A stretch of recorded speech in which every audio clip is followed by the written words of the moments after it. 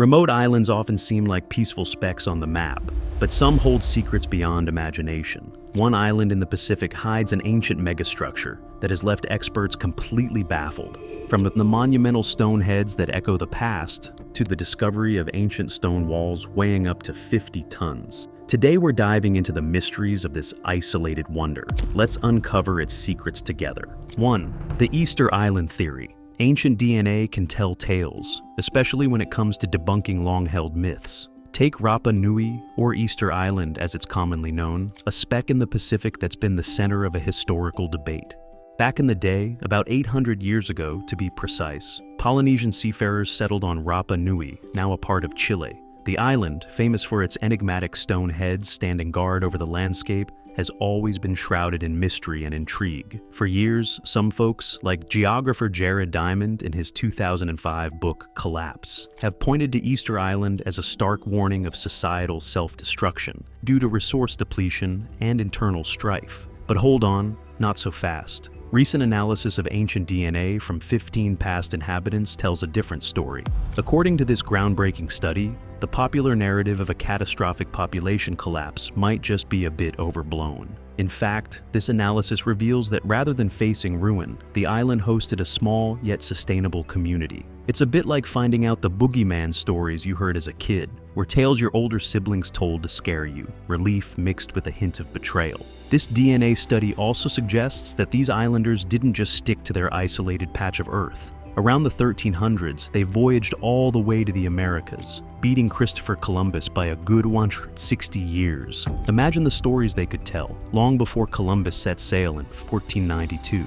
The study is based on remains collected by French scholar Alphonse Pinard in 1877 and Swiss anthropologist Alfred Métraux in 1935. Plucked from museum archives for a modern revisit. While the exact circumstances of how these remains were taken remain a bit murky, part of the researchers' collaboration with Rapa Nui communities and government institutions is aimed at eventually returning these individuals to their restful peace back on the island. But the story doesn't end here. Of course, you might be wondering about the so-called people who called this island their home for 400 years. Well, that's a mystery we'll explore in the next case. 2. Easter Island genomes. Back in 2018, a team of sharp-eyed researchers decided to dive deep into Easter Island's history by studying the genomes of 15 people who called the island home over the past 400 years. These remains, housed at the intriguing Musée de l'Homme in Paris, part of the Grand French National Museum of Natural History, held secrets waiting to be uncovered.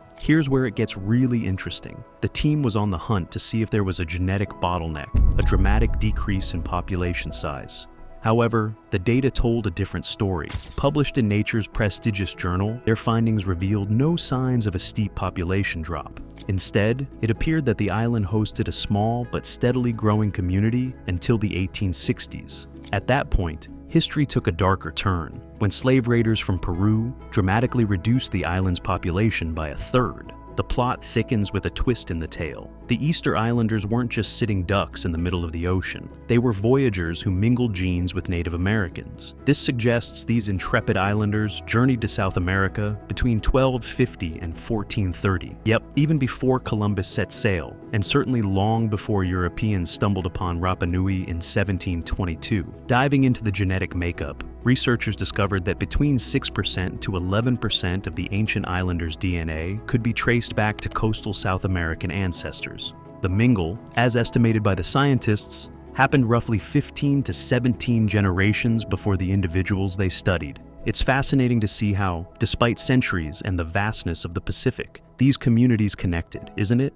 3. Ancient city of Nan Madol. Nan Madol, nestled on coral reefs near Pohnpei Island in the Federated States of Micronesia, is like something out of an adventure novel. Dubbed the Venice of the Pacific, this city is a marvel from the Sodalor Dynasty era, thriving from around 1100 to 1628 AD. This sprawling cityscape is made up of over 90 man-made islets, all linked by a network of canals, making boat the way to go if you were visiting back in the day. The whole setup was quite the undertaking, and the first to really document this wonder was John Stanislaw Kubery, a Polish ethnographer and oceanographer. who came across it in 1874. He detailed the city's intricate layout and its unique structures that captured the attention of many after him. Fast forward to the 1960s, and you've got the Smithsonian Institution researchers poking around. They used radiocarbon dating to pinpoint the main construction spree between 1200 and 1500 AD. However, in 2016, Dr. Mark D. McCoy from Southern Methodist University and his team shook things up a bit. By dating coral samples with uranium-thorium methods, they proposed that the monument building started even earlier, in the 10th century. Now, imagine constructing massive stone walls and platforms with basalt logs weighing up to 50 tons.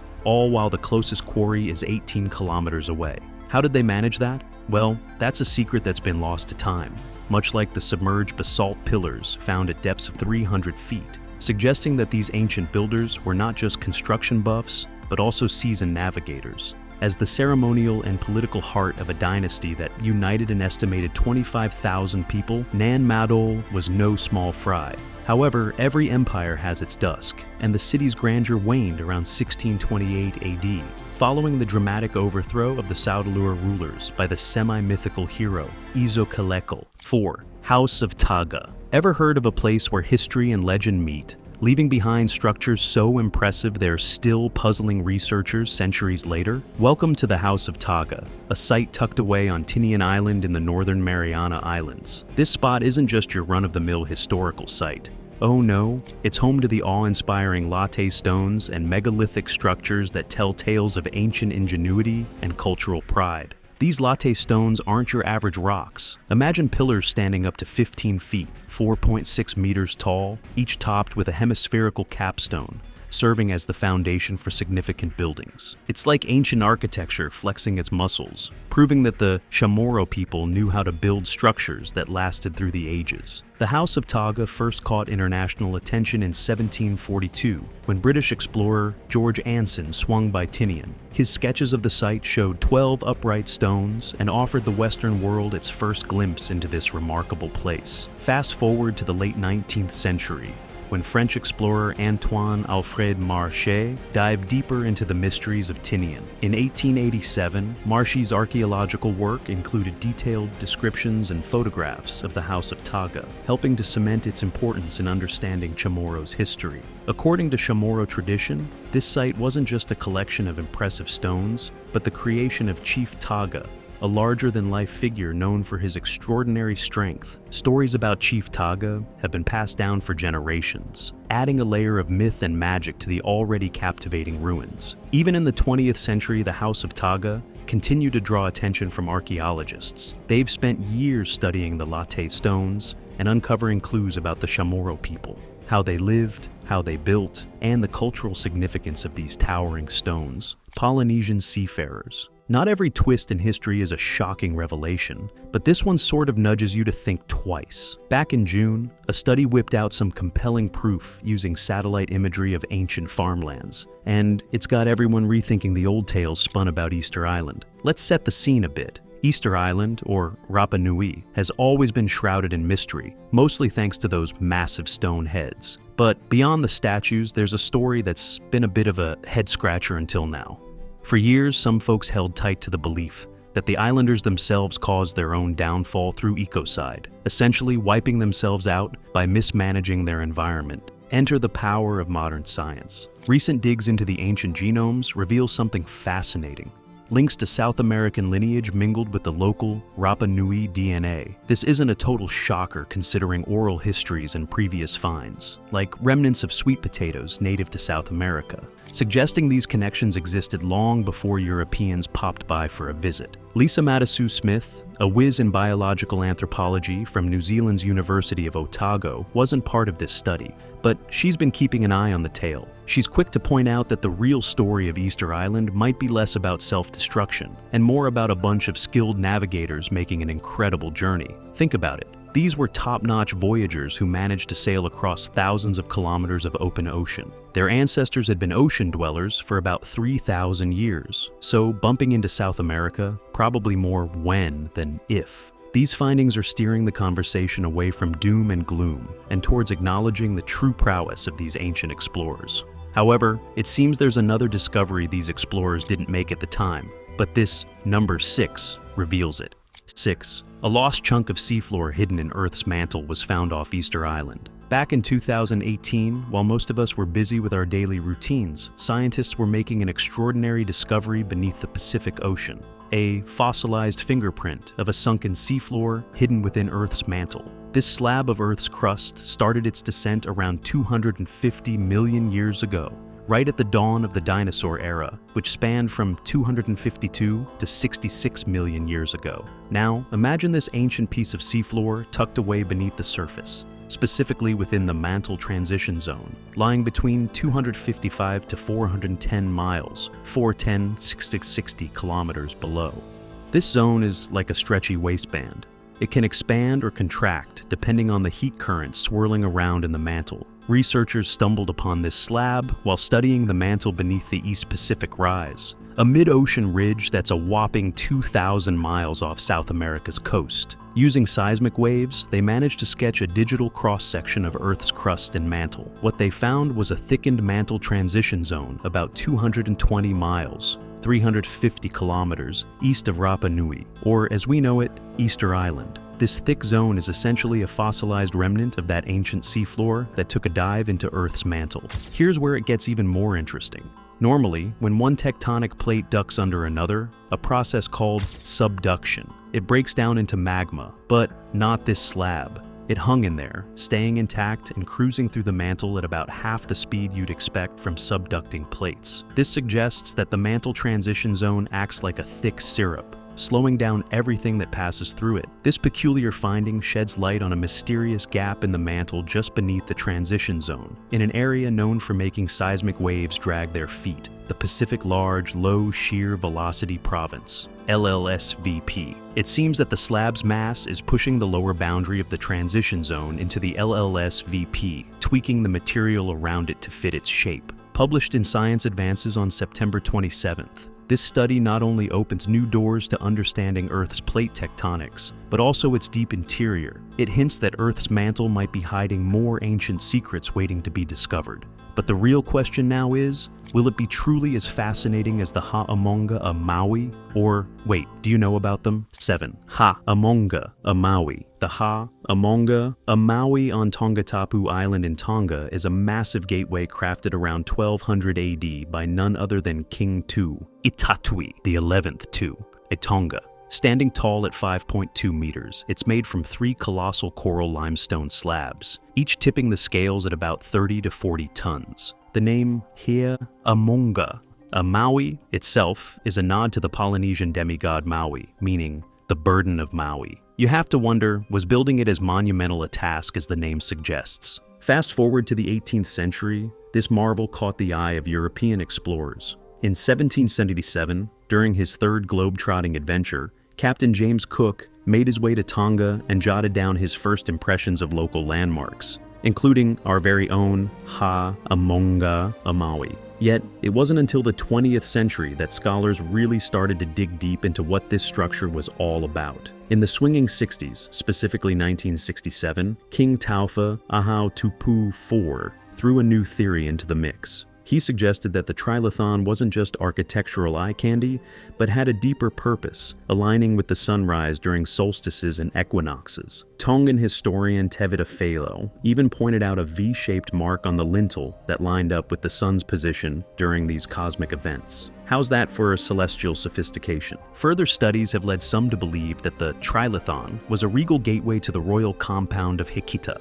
symbolizing the unity between King Tu, Itatui's 2 sons. Not far from the structure, there's the Ezimaka Fa'akinanga, a stone throne believed to have been the king's seat during public addresses. Talk about a royal viewing spot. Recognizing its importance in 1972, Ha'amonga a Maui and its surrounding lands were declared a protected national park, securing the legacy of this cultural treasure.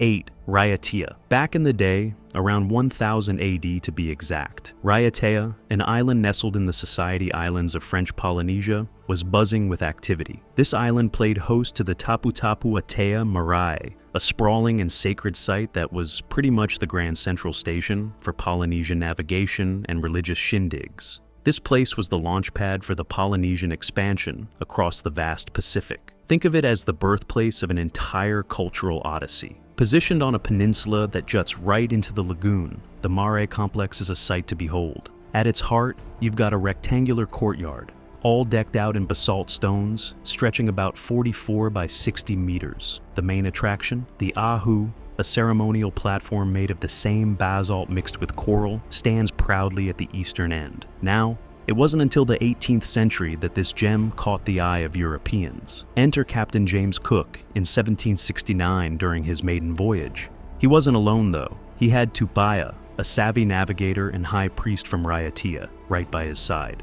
Cook might have gotten the coordinates down, but it was Tupaya's insider knowledge that shed light on Polynesian ways, from stellar navigation skills to intricate religious customs. Fast forward to 1994, and archaeologists from the Tahiti Museum are knee-deep in dirt, working on a restoration that would peel back the layers of time. And what do they find? Human bones beneath the structures, whispering tales of possible sacrifices to Oro, a deity held in high regard across Tahiti. Recognizing its monumental significance and cultural swagger, UNESCO stepped up in 2017, crowning Tapu Tapu Atea a World Heritage Site. This is not just a nod to the past. It's a celebration of the enduring spirit of the Maohi people and their ocean-spanning ancestors. Makes you wonder, doesn't it? What other secrets are hidden within these ancient sites, waiting for their stories to be told? What connections might they reveal about our shared human journey? 9. Bad Rule Chow Stone Monoliths. You might think the world has shown you all its wonders, but Palau holds a secret wrapped in stones tucked away in Ngarchalong State at the northern tip of Babaldaub Island.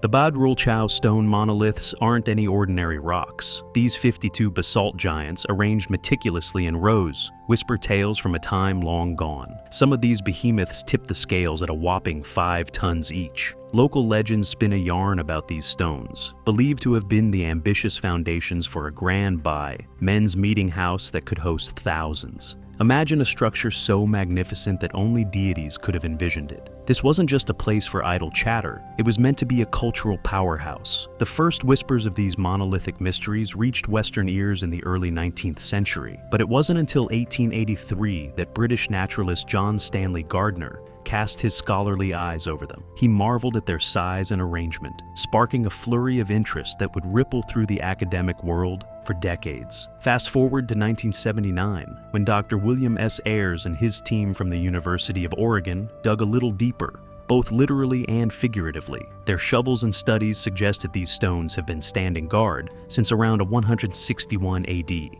But what's the real story behind these stones? More recent studies suggest they might have been more than just pretty pillars, with grooves that hint at their use as structural supports. Some scholars think these stones were part of a ceremonial center, reflecting the intricate social and political tapestry of early Palauan society. In 1989, recognizing their whispering winds of history, the Bad Rule Chow site was etched into the Palau Register of Historic Places. A restoration in 1994 aimed to peel back the layers of time, helping us understand why these stones have stood the test of time. Speaking of standing the test of time, the Tinian Shinto Shrine also appears to hold similar recognition for its historical value. 10. Tinian Shinto Shrine. Ever get the feeling that some places just carry a chunk of history within their walls? Or, in this case, gates? Well, the Tinian Shinto Shrine on Tinian Island in the northern Mariana Islands is just one of those spots. This shrine isn't just a building, it's a surviving piece of the extensive Japanese influence that swept through the Pacific back in the day.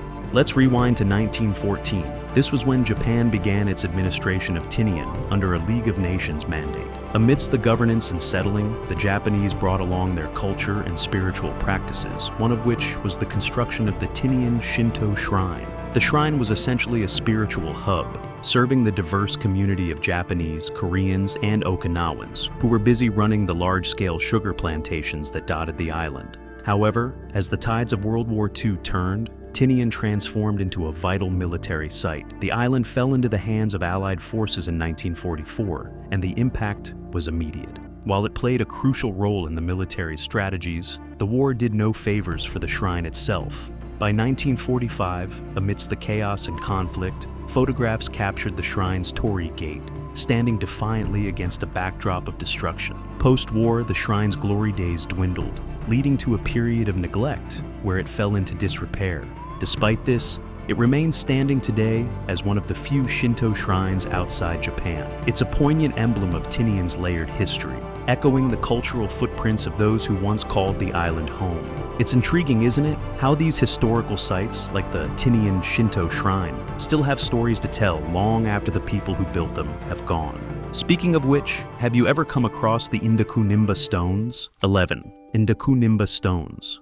In the mid-1930s, brothers Bruce and Sheridan Fahnestock embarked on a rather adventurous journey across the South Pacific. Their mission? To dive deep into the rich tapestry of local cultures and unearth natural wonders. And oh, what a story they carved out during their travels. From 1935 to 1937, while steering through the oceanic vastness aboard their trusty schooner, the director, the Fahnestock brothers, made a pivotal stop in Fiji. It was on Vanuatu Island, near Dakunaba village, that they stumbled upon a whisper of old, a local legend that teased the existence of mysterious stone fragments with ancient carvings. The local lore was too enticing to resist, so off they went to Dakuniba. Upon arrival, they weren't disappointed. What they found were the remnants of the once majestic Ndakunimba stones, a series of about 14 stone fragments that hinted at a monolith towering 50 feet tall in its glory days. The intrigue? These stones were etched with enigmatic petroglyphs,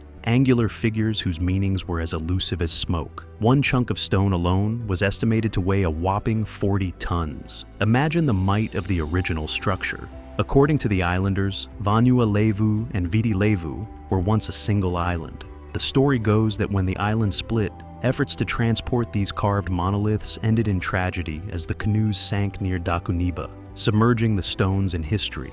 Initially, the Fahnestocks thought these carvings might be traced back to Chinese origins, a hunch initially supported by the Fiji Museum in Suva. However, this theory crumbled when Chinese scholars dismissed the connection. Fast forward to 2016, and a plot twist occurs. Israeli scientists visiting the site spot a character resembling the Hebrew letter Yod, yet this clue too didn't crack the code of the carving's true roots. All these thrilling discoveries were penned down by the Fahnestocks in their 1938 book, Stars to Windward, which not only enriched our understanding of Pacific archaeology, but also celebrated the rich cultural heritage of Fiji. 12. Archaeological site of Sabratha. Even the most fascinating historical treasures sometimes have the wildest origin stories. Take the archaeological site of Sabratha in Libya, for instance. Rooted deep in the sands near present-day Sabratha, this ancient city first sprang up around 500 BCE as a humble Phoenician trading post. This old marketplace eventually got swept up into the grandiose Numidian kingdom of Massinissa before the Romans came knocking and gave it a complete makeover during the 2nd and 3rd centuries CE.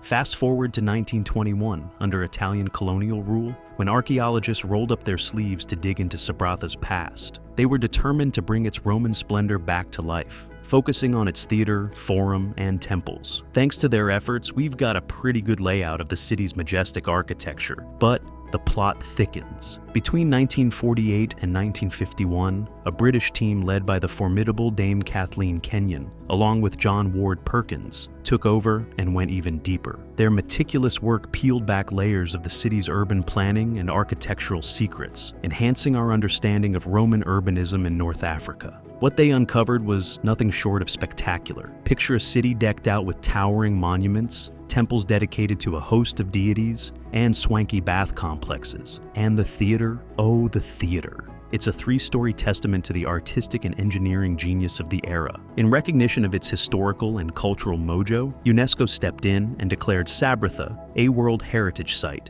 in 1982. So, what do you think? Which part of this mysterious island story fascinated you the most? Have you ever heard of a hidden structure like this before? Let me know your thoughts in the comments below. Don't forget to hit the like button and subscribe to the channel for more intriguing discoveries and stories coming your way.